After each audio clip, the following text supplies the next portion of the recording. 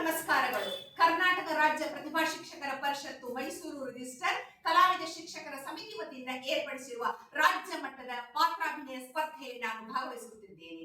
ನನ್ನ ಹೆಸರು ಸುವರ್ಣ ಚಂದ್ರಶೇಖರ್ ಕರೋಶಿ, ಸರ್ಕಾರಿ ಹಿರಿಯ ಪ್ರಾಥಮಿಕ ಶಾಲೆ ಕೊಳವಿ, ಶಾಲಡೈಸ್ ಕೋಡ್ 29-360-54-01. ನಾನು ಅಭಿನಯಿಸುತ್ತಿರುವ ಪಾತ್ರದ ಹೆಸರು ಕಿತ್ತೂರು ಚೆನ್ನಮ್ಮ. ಬಂದ ವಿಷಯ ಏನು?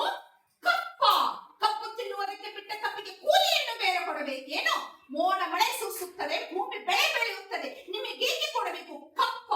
ನೀವೇನು ನಮ್ಮವರೊಂದಿಗೆ ಕುತ್ತೀರಾ, ಬಿತ್ತೀರಾ, ನೀರು ಹಾಯಿಸಿದ್ದೀರಾ, ನಾಟಿ ನೆತ್ತೀರಾ, ಹೊರೆ ಹೊತ್ತೀರಾ, ಇಲ್ಲ ದಣಿದವರಿಗೆ ಅಂಬಲಿ ಕಾಯಿಸಿ ಕೊಡ್ತೀರಾ? ನಿಮಗೇಕೆ ಕೊಡಬೇಕು ಕಪ್ಪ? ನೀವೇನು ನಮ್ಮ ಅಣ್ಣ ತಮ್ಮಂದಿರೇ, ನೆಂಟರೇ, ಇಷ್ಟರೇ, ದಾಯಾದಿಗಳೇ, ನಿಮಗೇಕೆ ಕೊಡಬೇಕು ಕಪ್ಪ? ನಡುಗಿ ಸಾಯಬೇಡ, ಕುಳಿತುಕೋ. ಏನೋ ಮೈಸೂರು ಮಣ್ಣು ಪಾಲಾಗಿದ್ದು ಅದು ನಿಮ್ಮ ವೀರತ್ವದಿಂದಲ್ಲ, ಅದು ನಿಮ್ಮ ವಂಚನೆಯಿಂದ. ಮೈಸೂರನ್ನು ಹಾಳು ಮಾಡಲು ಮರಾಠರನ್ನು ಹಾಳು ಮಾಡಲು ಮತ್ತೊಬ್ಬರನ್ನು ಎತ್ತಿ ಕಟ್ಟುತ್ತಾ ಇಡೀ ಹಿಂದೂ ದೇಶವನ್ನೇ ನಯ ವಂಚನೆಯಿಂದ ನುಂಗಲು ನಿಂತಿರುವ ನರಿಯ ಜಾತಿಯವರಲ್ಲವೇ ನೀವು? ಕಿತ್ತೂರು ರಾಣಿ ಎದುರು ಕಪ್ಪ ಕೇಳುವವರ ನಾಲಿಗೆ ಸೀಳಿ ಹೋಗಿತ್ತು. ವ್ಯಾಪಾರದ ನೆಪದಲ್ಲಿ ಕಡಲಾಚೆಯಿಂದ ಬಂದ ನಿಮಗೆ ಇಲ್ಲಿ ನೆಲೆ ನಿಲ್ಲಲು ಜಾಗದ ಭಿಕ್ಷೆ ಕೊಟ್ಟವರು ನಾವು.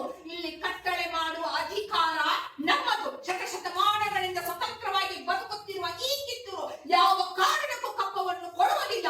ಏನೆಂದೇ ಠಾಕರೆ, ಬಾಯಿ ಬಿಗಿ ಹಿಡಿದು ಮಾತನಾಡು. ಕಿತ್ತೂರಿನ ಮೇಲೆ ನಿಮಗೆ ಅಧಿಕಾರವೇ? ಕಿತ್ತೂರು ನಿಮ್ಮ ಅಪ್ಪ, ತಾತ, ಮುತ್ತಾತಂದಿರು ಕಟ್ಟಿಸಿದ ಆಸ್ತಿ ಏನು? ಇದು ಕನ್ನಡಿಗರ ಆಸ್ತಿ. ಹೋಗು, ನಿನಗೆ ಜೀವದಾನ ಮಾಡಿದ್ದೇನೆ. ಬದುಕುವ ಆಸೆ ನಿಮಗೂ ಇಲ್ಲ, ನಿಮ್ಮನ್ನು ಉಳಿಸುವ ಆಸೆ ನಮಗೂ ಇಲ್ಲ.